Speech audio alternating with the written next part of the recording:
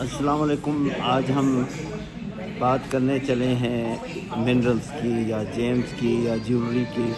اگر آپ کو اس کا شوق ہے تو آپ ہمارے یہ پروگرام کو غور سے دیکھیں اور سنیں، اور آپ کا کوئی بھی کویسچن ہو تو ہمیں کانٹیکٹ کریں. ہمارے چینل کو سبسکرائب کریں. اور آج ہم آپ کو بہت مفید بات کرنا چاہتے ہیں. شاید اس سے قبل آپ کو اس بارے میں کوئی معلومات نہ ہوں.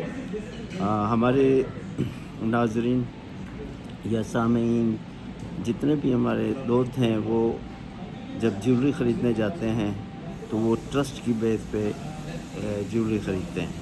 انہیں اندازہ نہیں ہوتا کہ جو جیم یا جیولری خرید رہے ہیں کیا وہ ریئل ہے یا نہیں ہے. تو اس فیلڈ میں آنے کے لیے اگر آپ بزنس کرنا چاہتے ہیں تو آپ کو کچھ بیسک کورس کرنے پڑیں گے. لیکن آج میں آپ کو جو باتیں بتانے والا ہوں شاید اس سے قبل آپ کو کسی نے نہیں بتائی ہوں گی. تو اگر آپ شاید کسی بھی فیلڈ میں ہوں، لیکن جتنے بھی فیلڈ ہیں یہ سب انٹر کنیکٹڈ ہیں. اللہ تعالیٰ نے اس دنیا میں جتنی بھی چیزیں پیدا کی ہیں شاید وہ سب ایک دوسرے سے ریلیٹڈ ہیں. اگر کیمسٹری سے آپ کا بیک گراؤنڈ ہے تو آپ نے ضرور پیریاڈک ٹیبل کے متعلق پڑھا ہوگا. اس وقت تک دنیا میں جتنے بھی منرل آئے ہیں وہ اس پیریاڈک ٹیبل کے حساب سے 3600 کے قریب منرل جو ہے آئیڈینٹیفائی ہیں جو دنیا میں ہیں. اسی طرح منرل کیا چیز ہے؟ بہت سارے منرل مل کے راکس بنتے ہیں، اور ہر منرل کا اپنی ایک افادیت ہوتی ہے. مثال کے طور پہ جب ہم کسی پہاڑوں میں جاتے ہیں، مختلف منرل اکٹھے کرتے ہیں تو وہ مختلف کمبینیشن جو ہے ٹمپریچر اور پریشر کی وجہ سے مختلف منرلز کو جنم دیتے ہیں.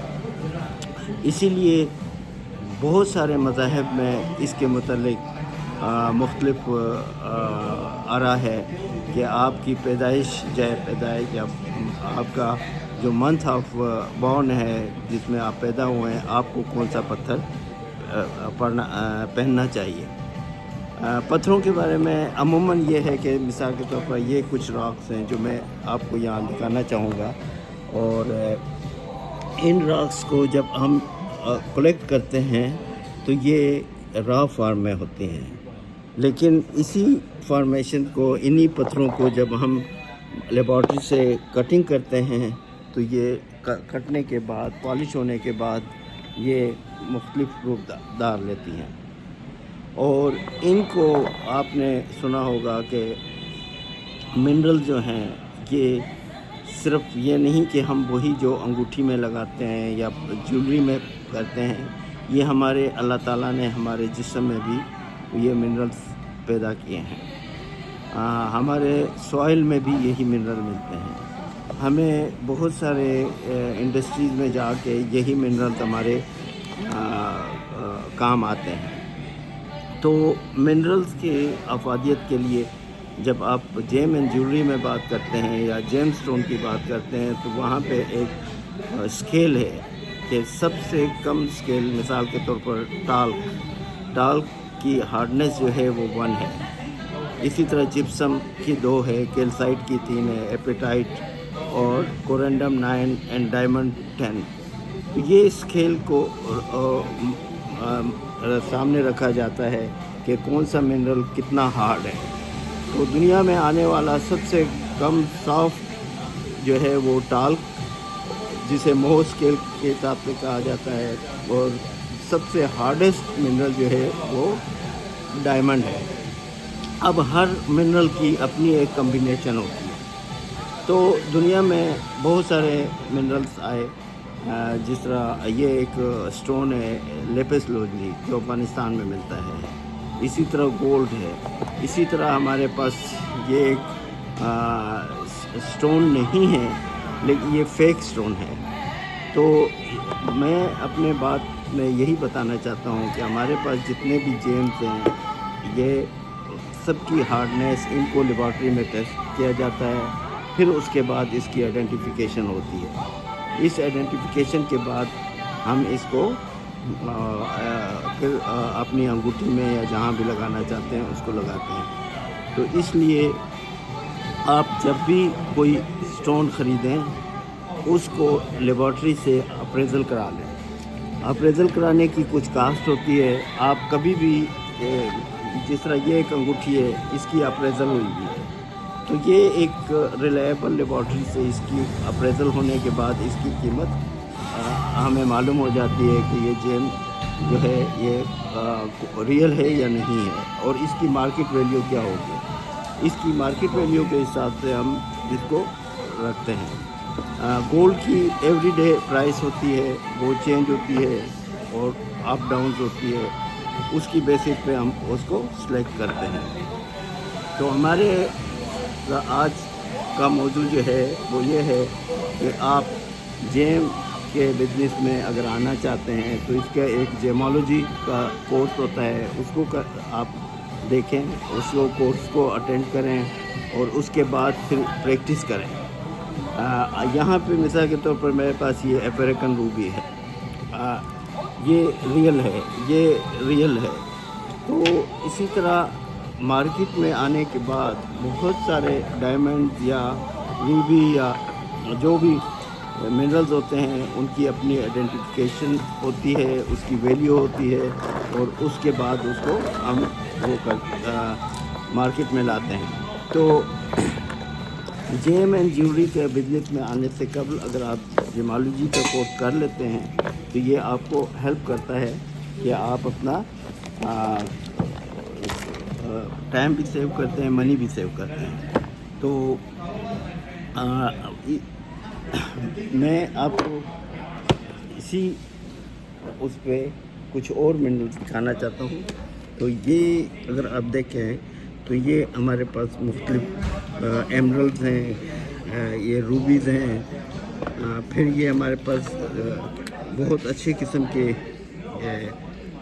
سٹرون ہیں, پھر ہمارے پاس یہ مختلف قسم کے یہ فیروزہ ہے, ایمرلڈ, یہ ڈفرینٹ ایمرلڈ وغیرہ ہیں. ان کے بیسس پہ فرسٹ جب آپ کو یہ منرل لیتے ہیں تو یہ کیرٹ کے حساب سے ملتا ہے. اس کو کیرٹ پہ پر کیرٹ کا ریٹ ہوتا ہے, اس کے ریٹ کے حساب سے آپ ان کو اپنے پاس خریدتے ہیں اور پھر ان کو آپ انگوٹھی کے لیے دیتے ہیں. تو جب انگوٹھی بن جاتی ہے تو وہ اس کو مختلف آپ کے انگوٹھی کے سائز کے حساب سے اس کو جو وہ ہوتا ہے وہ سلیکٹ کرتا ہے. تو یہ دیکھیں ایک ہمارے پاس یہ فیروزہ ہے ایرانی, یہ اس کو چاندی میں لگایا ہوا ہے. پھر یہ حقیق ہیں, یہ ہمارے پاس مختلف قسم کی یہ پیور چاندی میں ہے. آپ کے پاس سٹرون ہے اور یہ مختلف قسم, یہ ٹرملین ہے. بہت سارے سٹونز جو ہیں ہمارے پاس مختلف, جیسے چائنیز کا ہے, وہ چائنیز ٹرملین کو بہت پسند کرتے ہیں. تو یہ آپ کے پاس نیلم ہے, کشمیر کا نیلم ہے.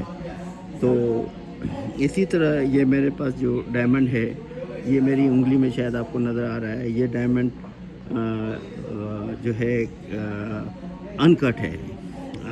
کچھ تو ہوتے ہیں نا جو کٹ ہو جاتے ہیں اور کاٹنے کے بعد پالش کیا جاتا ہے, لیکن یہ نیچرل ڈائمنڈ ہے. تو میرا گزارش یہی ہے کہ آپ جب کوئی بھی سٹون خریدتے ہیں تو اس سٹون کو خریدنے کے لیے پہلے اس کی جانچ پڑتال کر لی جائے. تو آپ جب اس کی جانچ پڑتال کرتے ہیں تو اس کے لیے اس کی سٹریک دیکھنی پڑتی ہے, اسٹرکچر دیکھنا پڑتا ہے اور اس کا کلر دیکھنا پڑتا ہے, اس کی پیورٹی دیکھنی پڑتی ہے. پھر اس کے بعد آپ اس سٹون کا ویلیو لگاتے ہیں کہ کتنا اس کی ویلیو ہے, اور پھر مارکیٹ کے حساب سے اس سٹون کو آپ جو ہے پرچیز کرتے ہیں.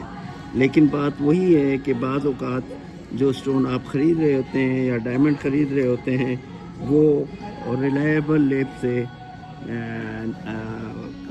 اس کو اپریزل نہیں کیا جاتا. تو بہتر یہ ہے کہ GIA جو لیب ہے ان سے اگر اس کی اپریزل کی گئی ہو تو یقیناً اس کی ویلیو کبھی بھی چینج نہیں ہوتی ہے. تو آپ سے اجازت چاہتا ہوں. آپ کو اگر کوئی اس بارے میں مزید پوچھنا ہو تو آپ مجھے کنٹیکٹ کر سکتے ہیں. Thank you very much. Thank you.